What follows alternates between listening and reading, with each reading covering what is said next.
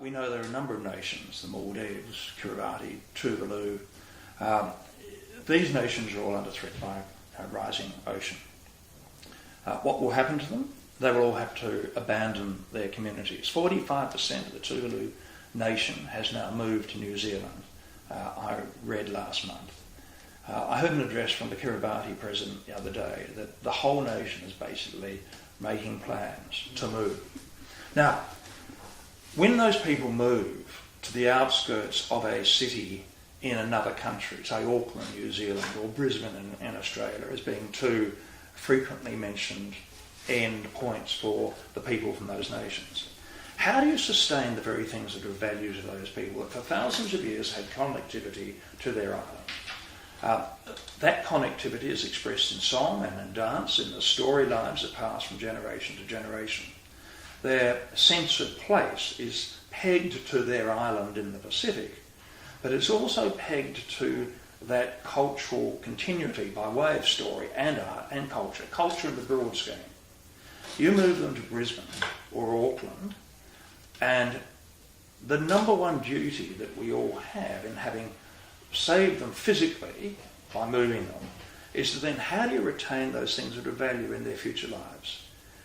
Do you just leave them in the outskirts as an enclave, eventually ending up being a dispossessed, disheartened, probably unemployed, dispirited people? We've seen it before with refugees in the war scenario, but climate change refugees face that same scenario. And so in focusing on this new move within the UN to focus on loss and damage, the critical thing is to identify what is going to be lost and how you then recompense. And recompense doesn't actually necessarily mean money payout. It basically means being clever and determining the way by which those peoples who have been disconnected from their original place can then have not only a vestige but a real continuity of cultural understanding that they are actually not new Australians dispossessed of a former culture, but Kiribati people living a new life for the future. And you can apply that right across the globe to all those people that will move, say within a country. 48% of the Indonesians, I understand, will have to move from coastal locations to higher locations. Indonesia is a country with completely disparate ethnically communities. There are mountain peoples and coastal peoples that are as different as people from sub-Saharan Africa and the English. So you somehow have to find a way by which dispossessed people take with them a culture and you reinforce it. Now, those are critical issues. Climate change issues, they're human rights issues, because to remove people from their culture is effectively a human right issue. And so we really need to do more. And what INTO, the International National Trust Organisation, is concerned about is that hitherto there's been virtually no discussion, no dialogue as to what is the real impact on we as humans of climate change. Yes, we may starve. Yes, we may go thirsty. Yes, we may have threatened health aspects. So survival issues are there. But the intelligent being that a human is a lot more than just survival. It's all that intellectual component that makes up that complex being that a human is. And so when we talk about the future post the realisation that climate change has really dramatically changed the world as we're seeing now, then that's what we should be talking about.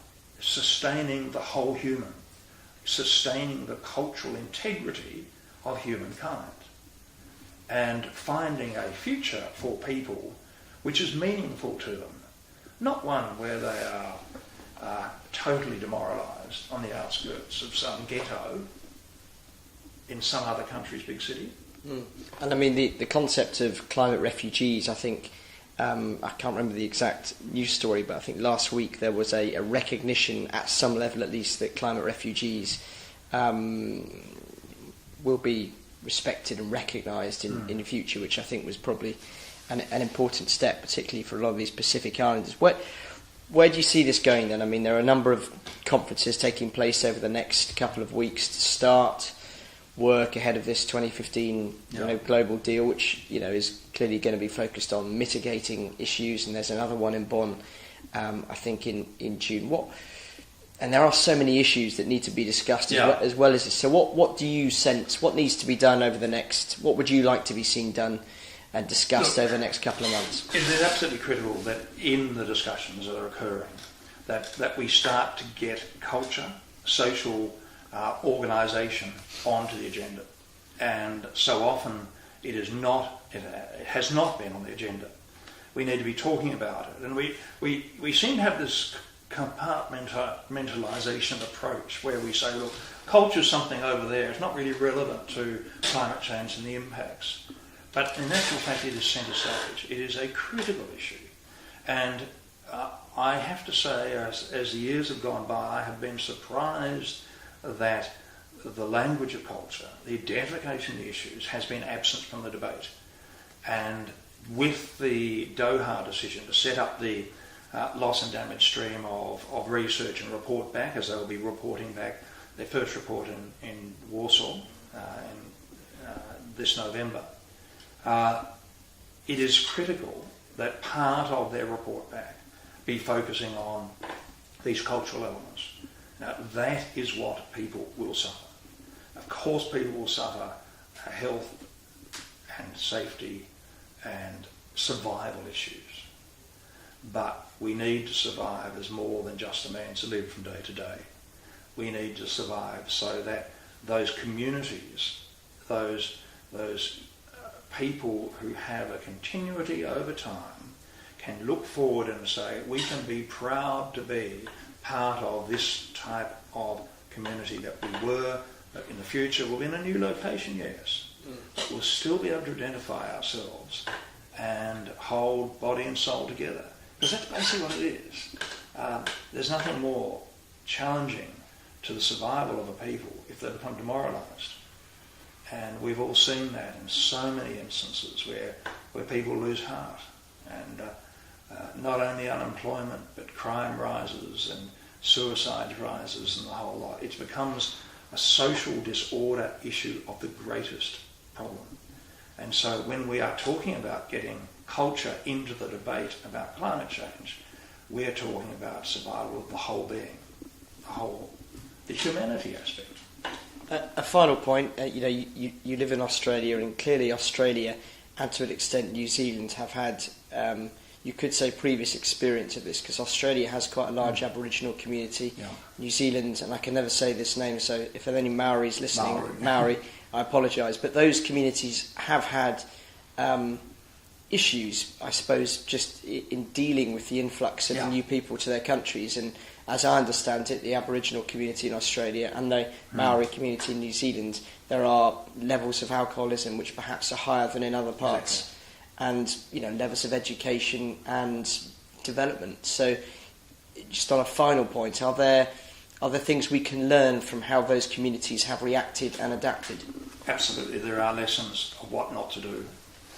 There is no doubt that in the Australian context, the initial approach to a conquered people, effectively, there was this concept of terra nullius, that in fact they had no relationship to the country.